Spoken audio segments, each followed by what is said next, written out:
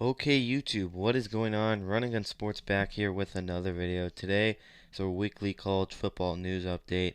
Extremely slow week for college football news. Got a little bit of transfer news though, so we'll be talking about that today. And yeah, we got the NBA playoffs going on right now. Last night, the Bucks beat the Heat by 34 points, big time win. I'm a Warriors fan and lost two very unfortunate games, two nail biter games, and to some two good players really, and some good teams with Ja Morant on the Grizzlies playing out of his mind, and then LeBron James hitting the logo 3-point shot, and man, that really hurt. And so not making the playoffs. Just hoping we get Klay Thompson back, but for now, rooting for the Suns, and so far they have won their first game of the series. They play against the Lakers tonight, and hopefully they can sweep the Lakers. Not a big Lakers fan at all, or a Nets fan by that mean. Just not a big fan of the NBA super teams, but the Trailblazers would be the other team I'd root for if the Suns were eliminated. Those are my two teams right now that I really care about. Other than that, I could care less. But that being said, got releasing our and we released our NFL news update just yesterday, Julio Jones news, and more news came out yesterday about Julio Jones, and so we'll talk about that on next Sunday. And I'm a huge Julio Jones fan, so I could talk about Julio Jones for a while. And so just a lot of news going around. The Aaron Rodgers news didn't show up to their voluntary OTAs. Not surprising, but might be hinting towards something. So just a lot of news going out right now, and so we're here to talk about it.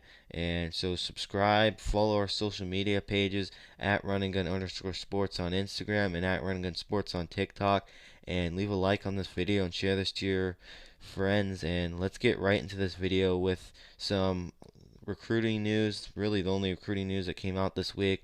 Four-star tight end Jaleel Skinner announces his top 10 schools: Florida, Clemson, Miami, Arizona State, Texas, Alabama, Florida State, Oregon, and Oklahoma. So that's all the the recruiting news we have for today.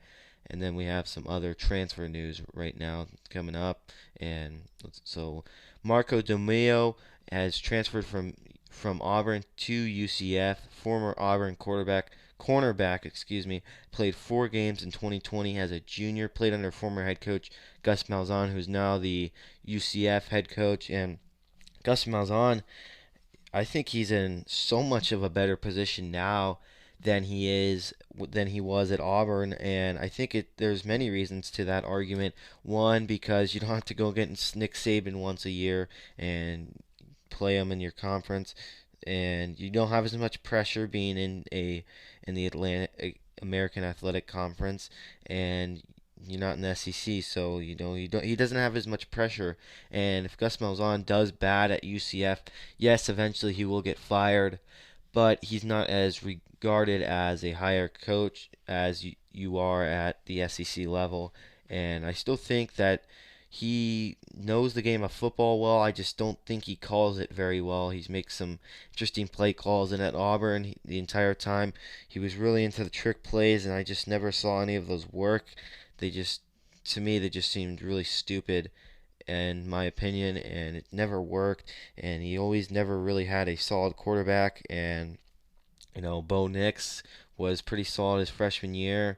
Talking about Bo Nix coming up soon, but he, other than Bo Nix, he's never really had that solid of a quarterback. Besides, since Nick Marshall left, he's really just throwing guys in there, and it was just really weird. And I feel like he never just had a set game plan, and Auburn really had no identity. And I think that's what he was shooting for.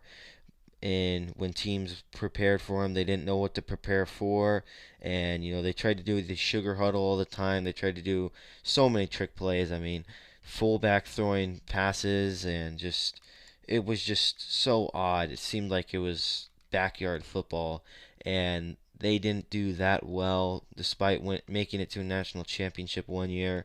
But they had a solid quarterback that year, and I think that they that was one of the reasons they made it so far. But I don't know what Gus Malzahn was thinking when he wanted to do all the gimmicks, and there's no real team right now that does that much stuff. And maybe he will bring that to UCF, but I honestly think it will hurt him. And it was really weird the way he went out after beating South Carolina.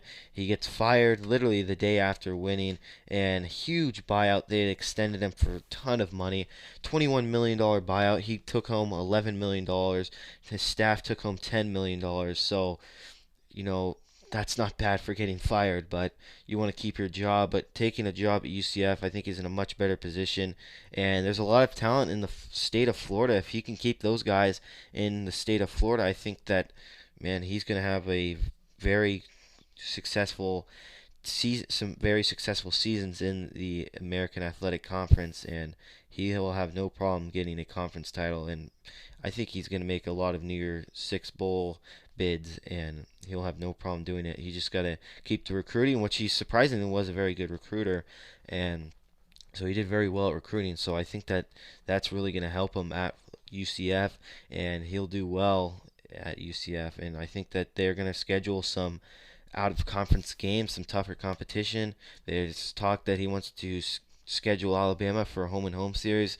Whether Alabama will take the home and home series offer or not, I kind of doubt they will, but they might. But and I think that it would be closer than some of their out of conference games this year. I believe Mercer and Southern Miss this year. So I think that it'd be interesting to see how UCF would do versus Alabama. Obviously beat LSU that one year in the New Year's Six bowl game and beat Auburn once as well. So very very interesting to see UCF's future for the next few years. I think Gus Malzahn could be there upwards of 10 years if things go right, and I think that it's very extremely possible for that to happen. And so, moving on, talking about former Auburn head coach, we're going to talk about new Auburn quarterback TJ Finley from LSU, second stringer coming into the 2020 season, and then Max Johnson was injured, and then he started for Max Johnson in 5 games, and transfers to Auburn, and was expecting to transfer to. People thought he was going to transfer to Auburn or Alabama, which really the talk of him transferring to Alabama to me made zero sense at all. I think that they have a stacked quarterback room, and from what I've been hearing, Bryce Young has been doing well. He looked very well in the A-Day game, and bringing in Jalen Milroe this year from Texas. Also have Paul Tyson, Bear Bryant's great grandson, and then this year signing five-star quarterback Ty Simpson. And so the quarterback room is stacked. And TJ Finley, I don't see why Alabama would need TJ Finley at all. TJ Finley is not very good at all. And when the games he played in this year, I was just not impressed. He looked so off, and it was just not good. And he could not complete a pass to save his life. It was just terrible. It was very bad. He was overthrowing guys. He was just so inaccurate. And yes, he was a freshman last year and was probably not expected to start. But at the same time, you're a Division One athlete. You're practicing all year with Division One guys. I can't imagine that Ed Orgeron looks at TJ Finley and says this guy's ready to go while he's practicing like that. I just think that the environment he was playing in was just too big for him, and he really crumbled and did not play well at all. And I think that him going to Auburn is going to be interesting. Bo Nix, had a great year his freshman season at Auburn, and I think that the reason he did so bad this year is he just got too comfortable with himself and really was satisfied. In the SEC and college football in general, especially as a quarterback, you cannot be satisfied. And yes, they had a good season, but they didn't have a great season. They didn't play in the playoffs. So I think that really there's nothing to be satisfied about really at all. And Nick Saban's never satisfied with winning a national title. He always wants another one. That's why he's so successful. And I just so confused. And I think that Bo Nix will either have a make or break season this year, but I think he's really got to be feeling the pressure coming into 2021 with TJ Finley coming in, bringing in a freshman quarterback out of Texas, Demetrius Davis, who is going to be the next Lamar Jackson. This guy is very versatile. He can run the ball, he can throw the ball, he's got a cannon for an arm, but he is extremely fast. Reminds me just like Lamar Jackson, same build, body type. He's a really good player coming out of North Shore, Texas, and he's going to be extremely impressive to watch.